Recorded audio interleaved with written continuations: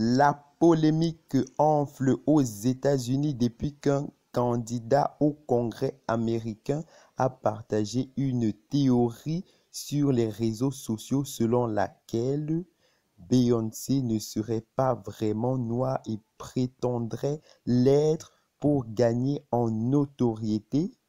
Persuadée d'avoir percé à jour, la chanteuse K.W. Miller a publié une série de tweets dans lesquels il expose plusieurs théories particulièrement saugrenues. Beyoncé n'est pas américaine, africaine, c'est juste de la publicité. Son vrai nom est Anne-Marie Lastrassi. Elle est italienne. Beyoncé, personne n'est dupe, écrit l'homme politicien américain sur les réseaux sociaux. K.W. Miller a également expliqué que Formation, l'une des chansons les plus politisées de Beyoncé issue de son album Limonade, serait en réalité un message codé dans lequel elle vouait ou elle avouait clairement qu'elle était démoniaque et qu'elle vouait un culte aux églises sataniques de l'Alabama et de la Louisiane. Black Lives Matter en ligne de mire.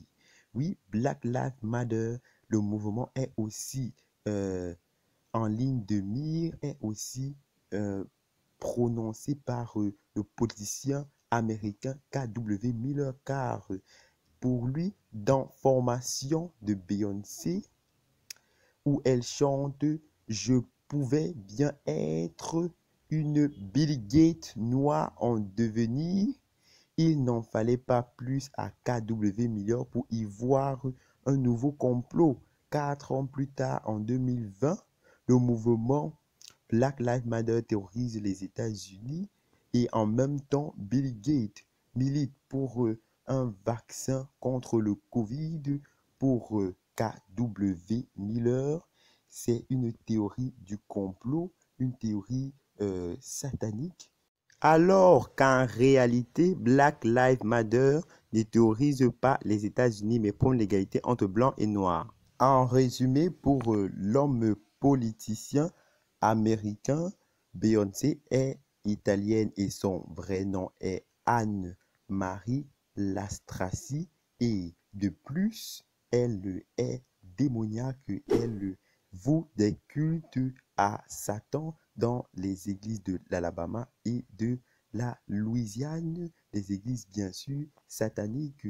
Donc ça révèle encore du caractère mystérieux de la vie de Beyoncé, car des polémiques sur sa soi-disant adhésion à des cercles sataniques ou à des pratiques mystiques se fortifie encore avec les propos de K.W. Miller, de quoi ravir tous ceux qui disaient qu'elle était une ange du mal, une fille qui vouait des cultes à Satan.